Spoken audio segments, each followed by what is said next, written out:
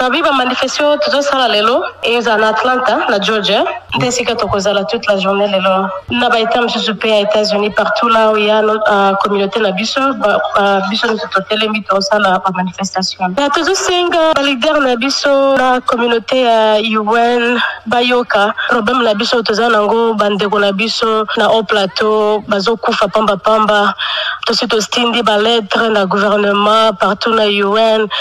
Mais le moment où salama changement exacté chaque fois toujours mon abato bazo kima na ba village ba mama bazo bota na balabala ba bomi ba violer ba mama na ba mama mikolo pe parce que problème eza pour tout sala le moment pour communauté na biso ezala na paix. Asibido bozoloba likambo etali génocide ya Banyamulenge kasi bato bazokufezaka ba Banyamulenge te tomoni batie état de siège na Ituri kuna ba Banyamulenge baza penza te na Nord Kivu ata bitumbo ezosala sikoyo par exemple na mboka Masango eza ba Bafuliru na ba Virande bazobunda pona ni bino bozoloba ka nde ba Banyamulenge nde baza eza génocide na ba Banyamulenge. Non, chaque communauté la communauté na bango, chaque tribu la communauté na bango.